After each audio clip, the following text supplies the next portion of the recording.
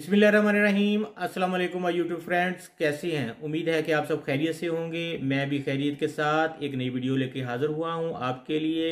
मियां Shahid, Pakistani village life. हम बात करते हैं डेयरी फार्मिंग की, गोट फार्मिंग की, कैटल फार्मिंग की। तो मेरा मकसद आप लोगों को नए फार्मूले गोट फार्मिंग के बारे में, डेयरी फार्मिंग के बारे में या कैटल फार्मिंग के बारे में आप लोगों को बताना कि आप ऐसे मामलात जो मुश्किल तरीन होते हैं हम फार्मर के लिए, वो हम किस तरह उनको कवर कर सकते हैं। देसी इलाज हम बताएंगे आपको, और वलायती इलाज भी आम लफ्ज़ों में। तो वलायती इलाज तो जनाब बहुत महंगा होता है, तो हम डिस्कस करेंगे देसी इलाज को। देसी इलाज बनिस्बत इंग्लिश या अंग्रेज़ी इलाज। आज बात करते हैं हम आम सी ज़बान में, जो मोस्टली गांव में बोली जाती है, फार्मों पे बोली जाती है। तो आज हम ना वलैती इलाज की बात नहीं करेंगे, आज हम देसी इलाज की बात करेंगे। तो देसी इलाज भी उस चीज़ का जो मोस्टली हमें रोज़ाना फेस करनी पड़ती है, उस बीमारी का जो रोज़ाना हमें परेशान करती है, हमारे जानवरों को परेशान करती है और हमारे फार्मिंग के कारोबार को नुकसान का बायस बनती है। वो कौन सी बीमारी है, आज हम उसके बारे में, उसकी अलामात, वजूहात, तरीका इलाज, ये डिस्कस करेंगे। मेरे साथ जुड़े रहिएगा, इस वीडियो को मुकम्मल देखिएगा। वीडियो मुकम्मल देखने से ही इस बीमारी के बारे में मुकम्मल तौर पर आप जान सकेंगे। कहने को तो ये आम सी बीमारी है, लेकिन हर फार्म पर हर वक्त कोई ना कोई जानवर, चंद, एक, दो, चार, हर वक्त ऐसे मौजूद होते हैं जिनको ये बीमारी लगी हुई होती है।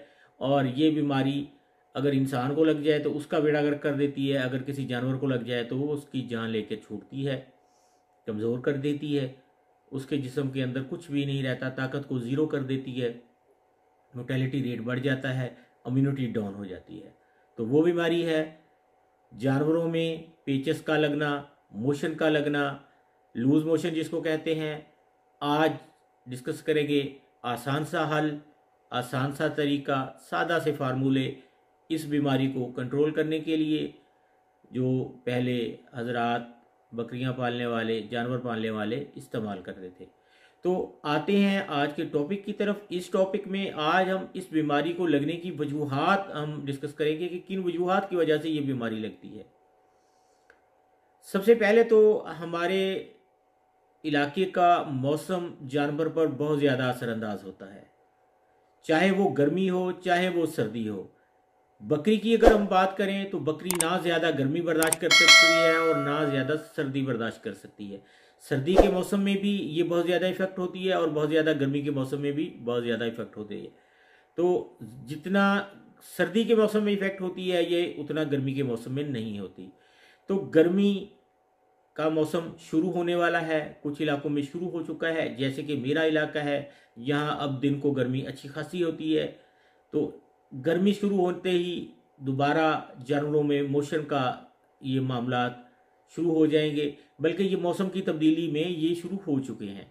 तो क्यों होते हैं? जब जानवर को बहुत ज़्यादा गर्मी लगती है, उसका मैदा हीट होता है और गर्मी की वजह से उसका टेम्परेचर हाई होता है, तो ये उसको लूज मोशन का सबब बनता है।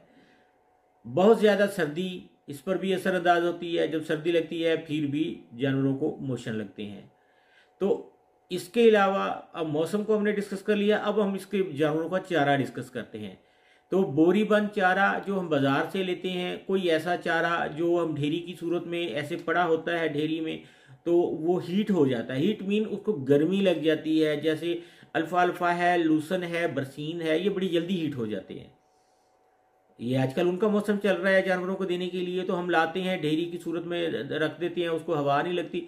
जब ऐसा ही गर्म चारा जो हीट हुआ हुआ होता है गर्मी से, वो अपनी हैयत चेंज कर चुका होता है, उसमें जरासीम पैदा हो चुके होते हैं, वो चारा जब हम जानवरों के आगे डालते हैं तो वो चारा जानवरों को लूज मोशन का बायस बनता है। ये हो गया। सर्दी से हमें जानवरों को बचाना चाहिए और शदीद गर्मी से बचाना चाहिए।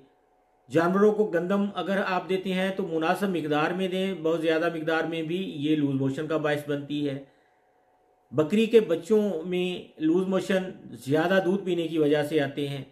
अगर हम बहुत ज़्यादा दूध पिला देते हैं बच्चों को तो बच्चे का मैदा बर्दाश्त नहीं कर सकता, तो वो भी लूज मोशन का बायस बनता है। बड़े जानवरों में ये बीमारी गर्मियों में गर्मी की वजह से, सर्दियों में सर्दी की वजह से और ज़्यादा चारे की ज़्यादती की वजह से, खुराक में अदम तवाज़न की वजह से ये बीमारी पैदा होती है। ये बीमारी जब पैदा हो जाती है तो जानवर के जिस्म के अंदर का पानी मोशन के ज़रिए बाहर निकल जाता है, जानवर बहुत ज़्यादा कमज़ोर हो जाता है, उसकी इम्यूनिटी, कुव्वत मुदाफ़त जिसको हम कहते हैं, कुव्वत मुदाफ़त बिल्कुल कम होना शुरू हो जाती है। जानवर चल फिर नहीं सकता, जानवर बैठ जाता है, बैठा हुआ जानवर को उठाना बहुत मुश्किल हो जाता है। तो आते हैं अब बीमारी की वजूहात हमने काउंट कर ली। आज अब हम आते हैं इसके तरीके इलाज की तरफ। तो मुख्तलिफ तरीका इलाज हैं देसी। तो अगर आपके पास किसी तरह की कोई दवाई दस्तयाब नहीं है तो मैं आपको बताऊंगा वो चंद चीज़ें जो अगर दवाइयाँ दस्तयाब नहीं हैं तो आप वो लोग कर सकते हैं।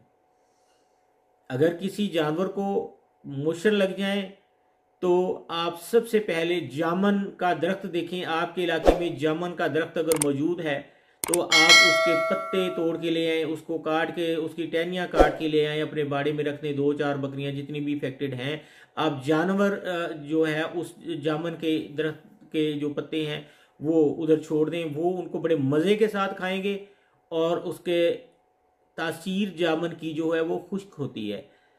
जामन मोस्टली हकीम हजरात उसकी गुठलियों को शुगर के मामलात के लिए भी इस्तेमाल करते हैं, मैदे को ठीक करने के लिए भी इस्तेमाल करते हैं। तो ये खुश्क मतलब इसका रिज़ल्ट आता है, यानी कि मैदे में जितनी भी वो तेज़ाबियत है वो इसको चूस लेती है और मैदे को उसका जो मोशन होता है वो उसको रोकने का बायस बनती है।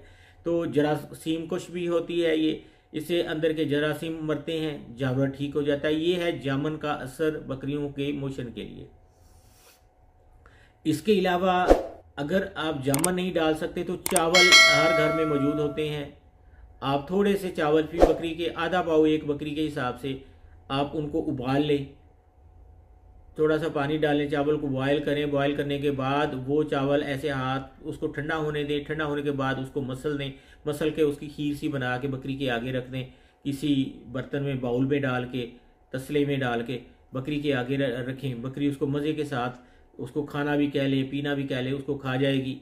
तो ये उसको चावल और पानी ये बकरी के मैदे पे जाके असर करेगा और उसके मोशन को रोकेगा, उसको ताकत मुहैया करेगा।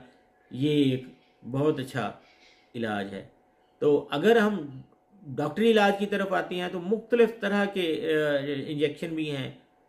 तो अगर बच्चों को मोशन लगते हैं, बकरी के बच्चों को, तो आप उनके लिए इंजेक्शन लगाने की बजाय आप उनको दूध को कंट्रोल करके बकरी का, तो आप उनको फ्लैजल सिरप दें, बकरियों को फ्लैजल सिरप दें, इनको ग्राई वाटर दें।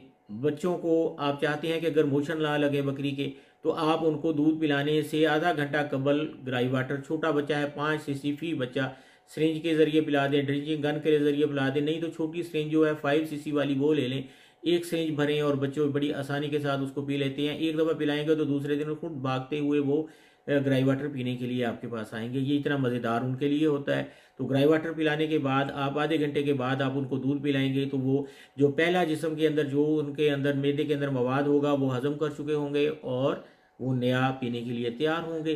तो ये भी है। बड़े जानवर को भी आप ग्राई वाटर दे सकते हैं। आप वक्फे से बकरियों को बेकिंग पाउडर, मीठा सोडा जिसको कहते हैं, वो इस्तेमाल करवाएं। 1 चम्मच भी बकरी डाल दिया करें, कभी अफारा मोशन इस टाइप का मसला नहीं होगा। मुनासिब उनको चारा दें, चारा साफ़ सुथरा दें, माहौल साफ़ सुथरा दें, पानी अच्छा दें, तो आपको कभी भी नुकसान नहीं होगा। तो उम्मीद है कि ये वीडियो आपको पसंद आई होगी। इन फार्मूलों पे आप अमल करेंगे और ये फार्मूले आपके लिए फ़ायदे का बायस बनेंगे। अगर ये वीडियो आपको पसंद आई है तो मेरी वीडियो को लाइक करें, शेयर करें और इस पर एक अच्छा सा कमेंट भी कर दें ताकि मुझे भी पता चले कि आप मेरी वीडियो को कितना लाइक कर रहे हैं। मेरे चैनल पर आपको जानवरों के बारे में हर तरह की वीडियो मिलेगी।